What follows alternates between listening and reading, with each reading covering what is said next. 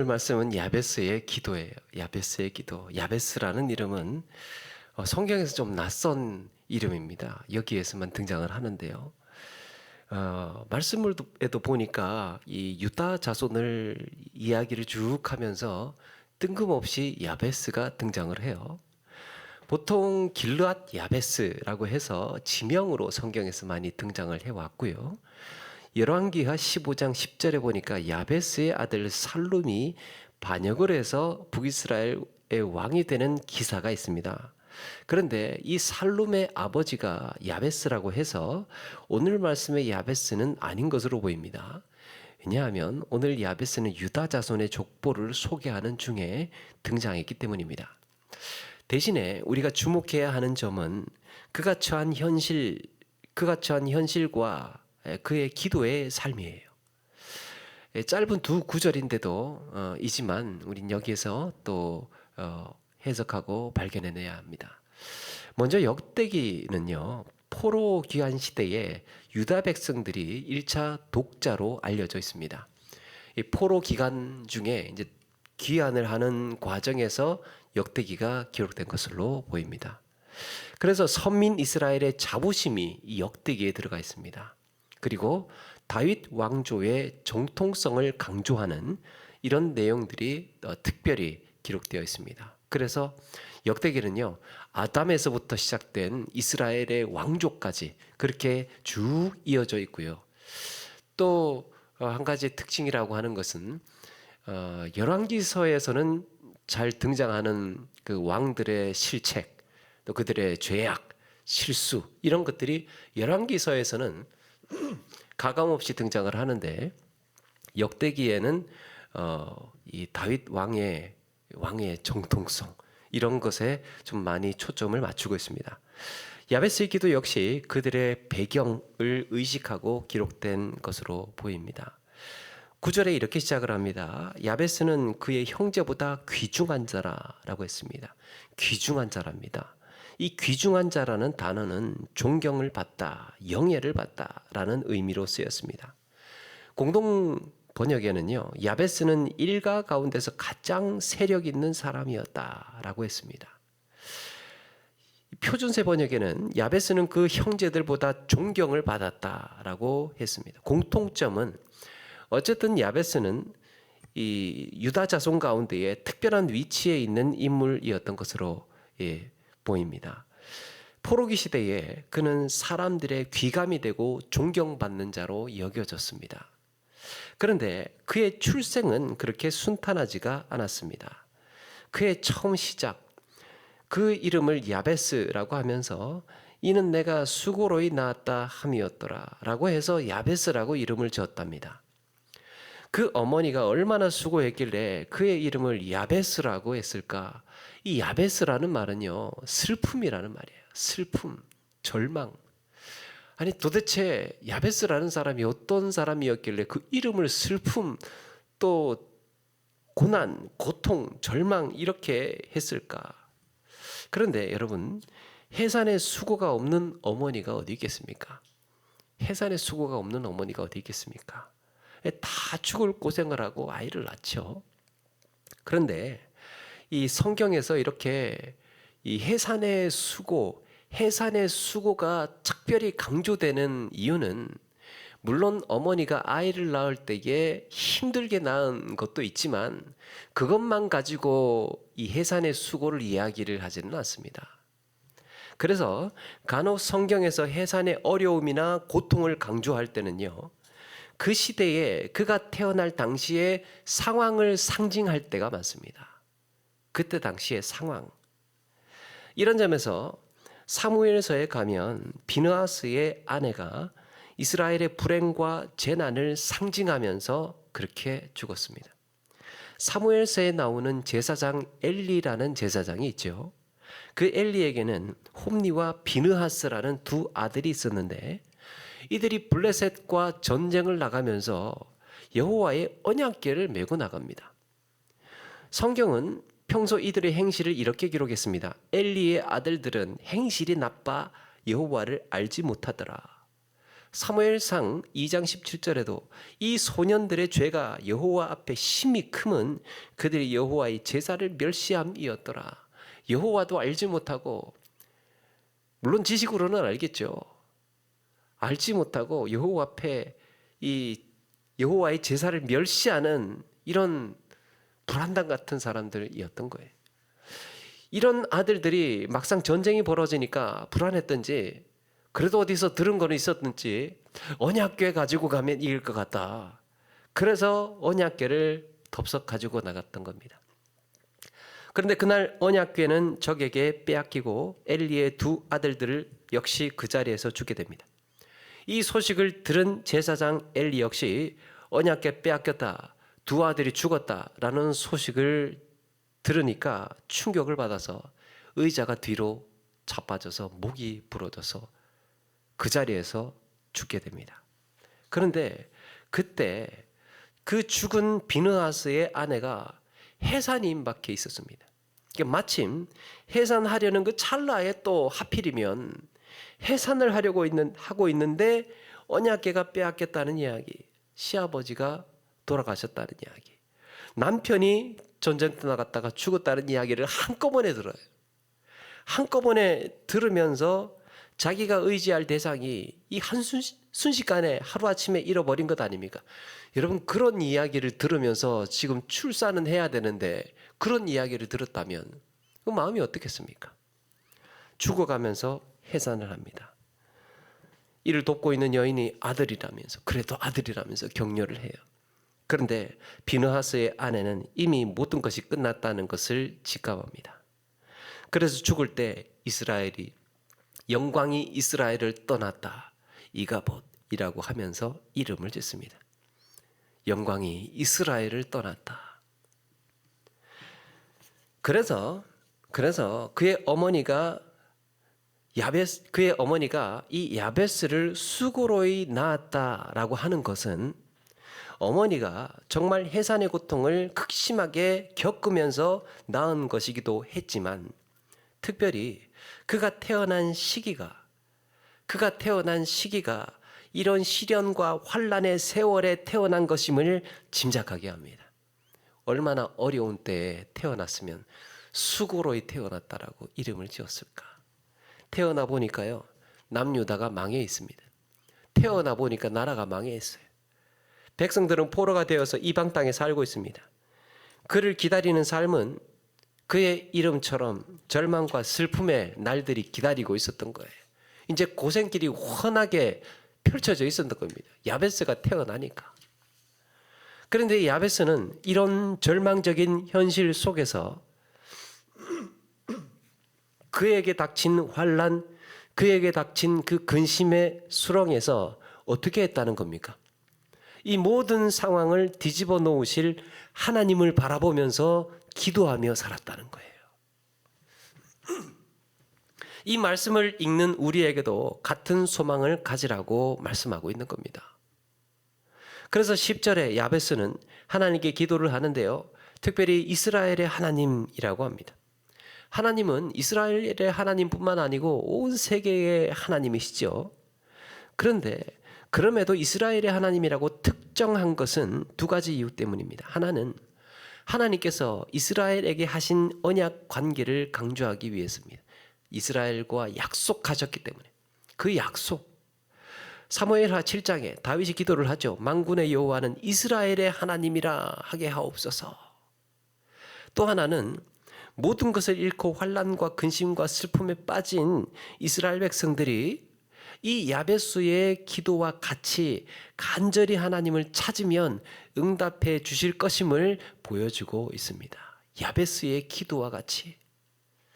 자, 야베스가 무슨 기도를 하고 있습니까? 10절에 보니까요, 나의 지역을 넓히시고 주의 손으로 나를 도우사 그랬습니다.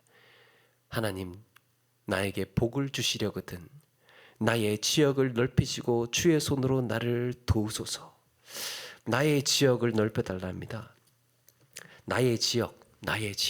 이게 뭡니까? 내가 유업으로 받은 땅이에요. 유업으로 받은 땅. 어떤 면에서 이 유업으로 받은 땅은요, 사실 말 그대로 이미 물려받은 땅입니다. 이거는 내가 임의대로 바꿀 수 있는 것도 아니에요. 그곳이 척박하고 좁고 협소해도 운명처럼 받아들이고 체념하면서 주어진 땅에 그러면서 살아야 되는 땅입니다. 그런데 야베스는 그에게 주어진 땅에 만족하지 않고 주어진 조건과 환경에 안주하지 않고 있습니다. 여러분, 어항에 크는 관상용 잉어 코이라는 물고기가 있죠. 알록달록한 색에 이 자기 몸보다 큰 지느러미를 가진 물고기 말입니다. 보통 새끼손가락만한 크기예요. 코이라는 물고기가. 이 물고기가 어항에서는 한 5cm 정도 크는데요. 연못에 가면 25cm로 자란답니다. 그런데 큰 강에서는 120cm로 커진답니다. 이 코이의 생존 전략은, 이 이야기는 우리가 대부분 아는 이야기일 것 같아요. 코이의 생존 전략은요, 환경에 맞게 적응하는 거예요. 환경에 맞게 적응하는 거. 주어진 환경대로 사는 거예요. 저는 이 코이 물고기 이야기가 주는 메시지는 환경에 맞게 팔자대로 살으라는 얘기로 들려요. 그럼 크면 큰 대로, 어항에 있으면 어항에 큰 대로, 연못에 있으면 연못만한 대로, 강에 나가면 강대로 주어진 환경에 지배를 받습니다. 물고기는 코이라는 물고기는 환경에 지배를 받아요. 갇힌 그대로 사는 거예요. 포로된 자는 포로된 그대로. 코이가 자기 의지대로 어항을 선택하지는 못하죠. 자기 의지대로 연못에 살겠습니까? 어쩌다 보니까 태어나 보니까 연못인걸요. 주어진 환경이에요. 환경의 지배를 받습니다. 물고기는. 여러분, 우리는 어떤 어항에 갇혀 있습니까? 어떤 어항에? 태어나니까 가난한 집이었고 내 의지와는 다르게 상처라는 감옥에 갇혀 살기도 합니다. 또 어딘가에 매여 살기도 하고요. 내가 감당해야 할 삶의 무게가 이 작은 어항의 크기처럼 나를 짓눌러 옵니다. 그런데 야베스는 그렇게 주어진 땅을 넓혀 달라고 기도해요. 마음껏 달릴 수 있는, 마음껏 달려갈 수 있는 지경을 넓혀 달라고 구하고 있습니다. 이런 메시지가 갇힌 자, 포로된 자, 주어진 환경에 순응하면서 살아야 했던 이스라엘 백성들이 보았을 때, 들었을 때 어떻게 다가왔겠습니까? 그 넓은 땅으로, 그 광막하게 펼쳐진 땅으로 나아가라. 내가 너에게 필요한 이 모든 것들을 공급할 것이고 대적들의 손에서 내가 건져낼 것이고 구할 것이고 네가 밟는 땅은 너의 땅이 될 것이다. 아무 걱정하지 마라. 내가 너와 함께 할 것이다. 이런 음성으로 들려오지 않았겠습니까? 코이라는 물고기의 사이즈는 연못이나 강 같은 환경이 키우지만 기도의 사람의 크기는 하나님이 키우시는 줄로 믿습니다. 코이라는 물고기는 환경의 지배를 받아요. 그러나 기도의 사람은 하나님의 지배를 받는 줄로 믿습니다. 우리가 물고기가 아니잖아요. 우리는 전능하신 하나님을 바라보며 기도하는 사람들이에요. 그러니까 환경의 지배를 받을 이유가 없어요. 하나님 지배받으면 됩니다. 그러면서 주의 손으로 나를 도우사라고 했습니다. 성경에서 하나님의 손은 힘과 권능을 상징합니다. 하나님의 능력이 내 삶에 구체적으로 임하게 된다면 우리에게 주어진 모든 삶의 문제는 하나님의 손에서 해결되는 거예요. 우리의 인생이 하나님의 손에 들리는 순간 내게 주어진 환경은 더 이상 나를 가두는 운명이 아니에요. 우리에게 주어진 운명, 주어진 팔자대로 사는 인생이 아니라 능력의 하나님, 구원의 하나님과 함께 살아가는 우리 모두가 되기를 바랍니다. 또 뭐라고 기도합니까? 나로 환난에서 벗어나 내게 근심이 없게 하옵소서. 환난에서 벗어나 근심이 없게 하옵소서. 이 나로 근심이 없게 하옵소서라고 할 때 이 근심은요, 근심이라는 말은 9절에 보면 내가 수고로 나았다라고 할 때 그 수고와 같은 어근에서 나왔습니다. 그러니까 야베스가 수고로 나았다라고 할 때 그 어머니가 내가 근심 가운데 낳았던 얘가 태어나서 지금 어떻게 살아갈까? 이 아이가 지금 이 살아갈 세상은 어떻게 될 것인가? 그런 근심 속에서 아이를 낳았다는 거예요. 그의 인생에 드리워진 검은 그림자, 환난의 그림자, 근심의 사슬을 늘 그를 그래서 괴롭게 했습니다. 이런 표현은 적절하지 않지만 세상 말로 팔자가 사나운 인생. 야베스가 태어났는데 정말 사는 게 각박하고 정말 그 불운한 상태에 주변 환경이 열악하고 살아가는 형편이 척박해요. 고생길이 훤하게 펼쳐져 있습니다. 그게 그에게 주어진 환경이고 그에게 주어진 인생의 길이었습니다. 사는 게 만만치가 않습니다. 처음부터. 그런데 그가 기도로 이겨나갔다는 거예요. 하나님의 지배를 받으며. 야베스의 근심의 원인은 헤어나올 수 없는 환난이라고 그랬어요. 하루도 쉽고 편할 날이 없습니다. 한 가지라도 그냥 되는 게 없어요. 좀 살만한가 싶으면 환난, 좀 벗어나는가 싶으면 어느새 예기치 않은 환난의 수렁으로 또 끌어지고 해결되었나 싶으면 또 힘든 일이 또 생겨나고 고통을 피해갈 수가 없습니다. 매 순간 쏟아지는 근심이 나를 숨막히게 합니다. 야, 이제 좀 그만 힘든 일 안 생겼으면 좋겠다 싶은데 또 생기고 또 생겨납니다. 그런데 야베스는 거기에도 그럼에도 불구하고 좌절하거나 체념할 생각이 없습니다. 그는 끊임없이 이런 환난에서 벗어나서 근심이 없게 해달라고 계속해서 그의 인생 가운데 기도하고 있습니다. 여러분, 이렇게 야베스가 한 번 이렇게 기도를 했겠습니까? 그의 평생을 두고 그런 기도를 해나갔던 거예요. 여러분, 우리가 기도하게 되는 상황 중에 기도해야 할 상황들 있잖아요. 기도하게 되는 상황. 그런데 가만히 보면요, 그런 기도해야 할 상황들을 보면 평안하고 기쁘고 행복한 현실보다 오히려 환난과 근심이 꽉 들어차 있는 순간들이 훨씬 더 많습니다. 어쩌면 우리는 반대로 신앙생활을 하고 있는 것은 아니었나 한번 돌아보게 됩니다. 반대로 신앙생활. 그게 뭡니까? 이거 바쁜 것 좀 끝나면 나중에 좀 시간 좀 날 때 기도 생활 해야지, 이렇게. 이거 바쁜 거, 정신없는 거 좀 끝나면 나중에 좀 한가할 때 그때 좀 기도도 하고 혼자 뭐 이런. 지금은 정신없어서 기도 생각도 못하고 기도할 생각도 못하고요. 나중에 좀 편안해질 때, 시간이 좀 나면 한가할 때 기도해야지. 지금 내가 죽을 지경인데 기도는 무슨 기도? 그렇게 살지는 않았는가 돌아보게 됩니다. 여러분, 이게 같이 매칭이 되는 거예요. 바쁠 때와 기도할 때가, 정신없을 때와 기도할 때가, 힘들고 어려울 때와 기도할 때가 같이 짝으로 이루어지는 겁니다. 여러분, 기도의 필요성은 인생의 환난에 비례합니다. 기도의 필요성은 근심과 불안과 두려움의 크기에 비례합니다.